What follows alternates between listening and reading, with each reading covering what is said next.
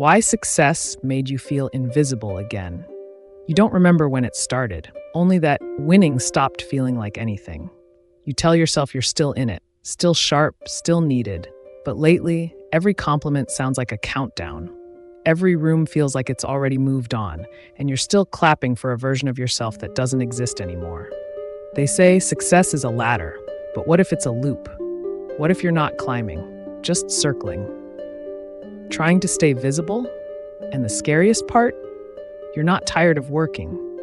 You're tired of what it says when you stop. So you keep going, louder, faster, until no one notices you're fading right in front of them. Would you like the cinematic visual pairing or thumbnail caption script next? I still check the numbers, not because I need them, but because I don't know who I am without them. There's this moment, right after I close the laptop, where the silence feels unbearable. Like something just unplugged from the wall, and I'm left blinking, still powered on, but with nothing to light up.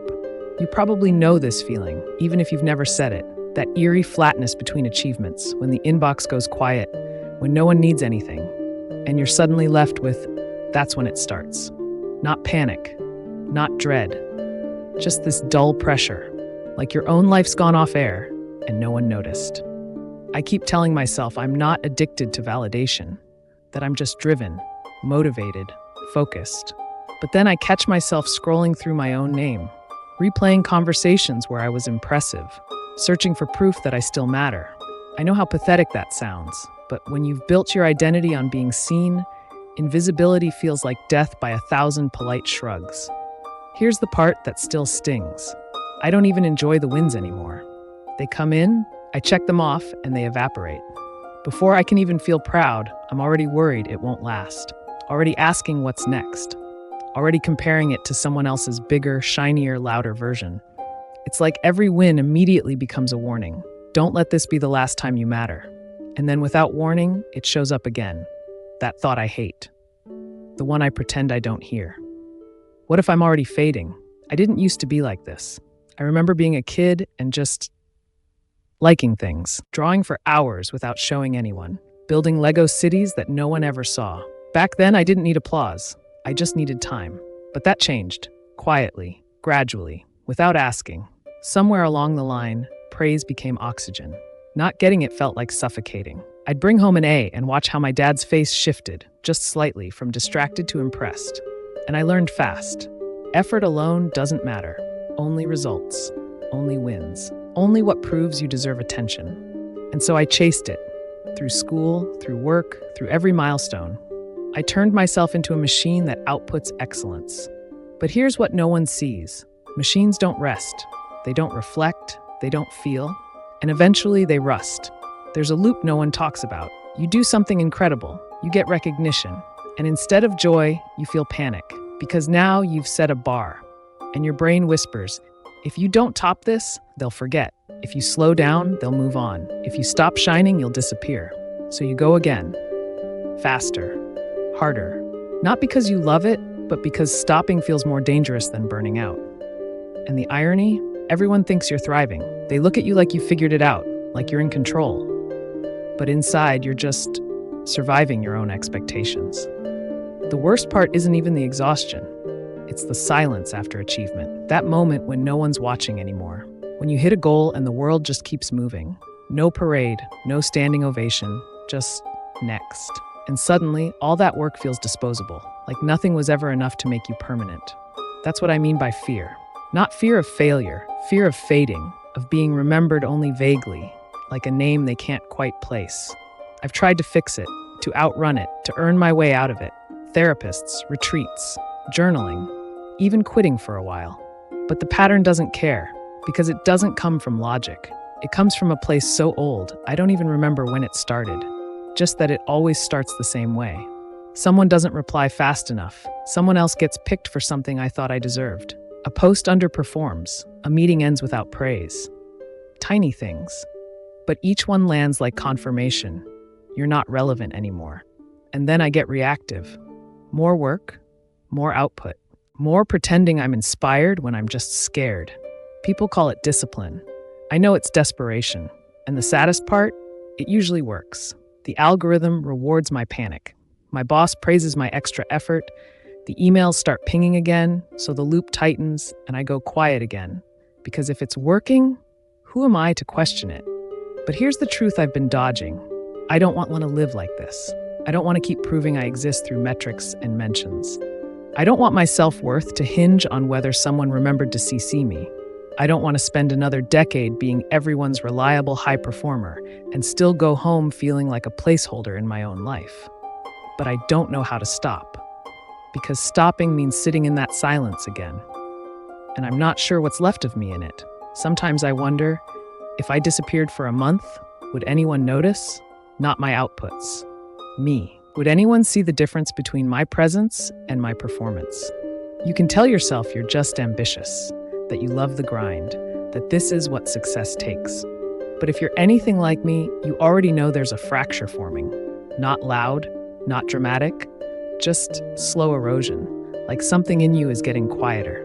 And no matter how loud your wins are, it doesn't echo back the way it used to. But that wasn't the worst part. The worst part was realizing you don't even miss the echo. You just expect the silence now.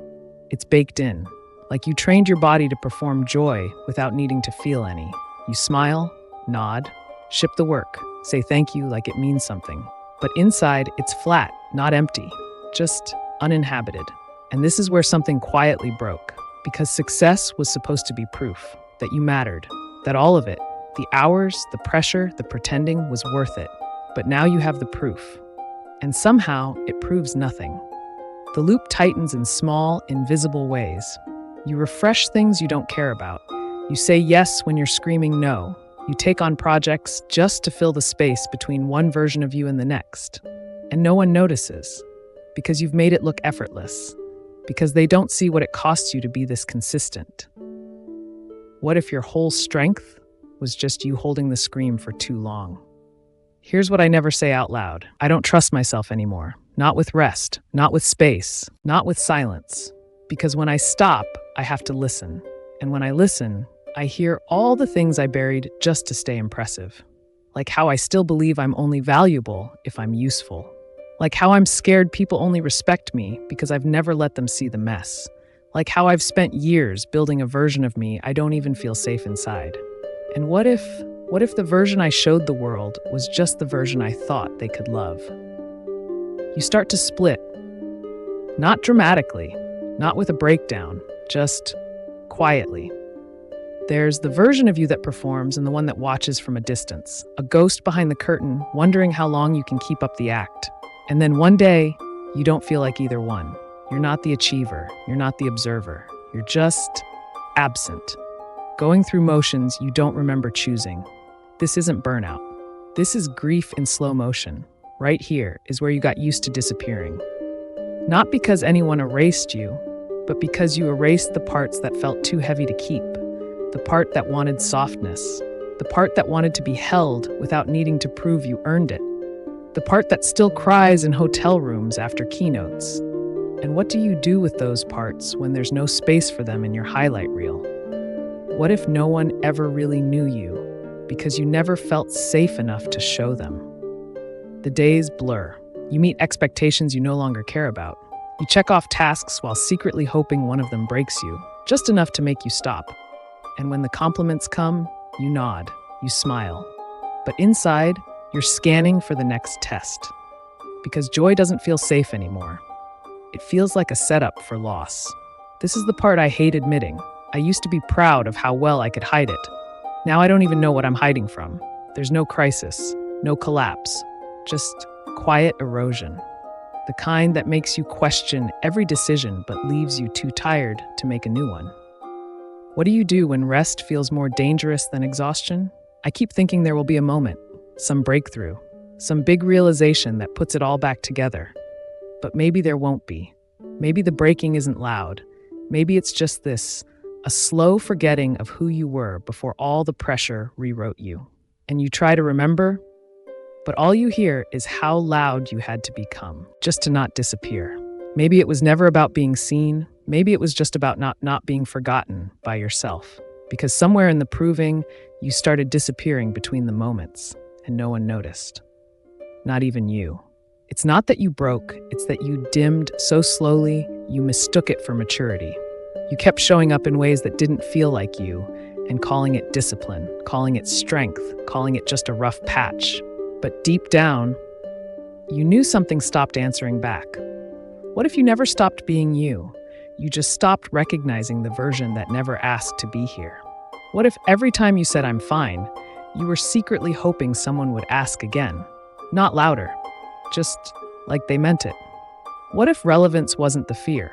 What if the real fear was being still long enough to feel how tired you really are? It's okay if you don't know what's left.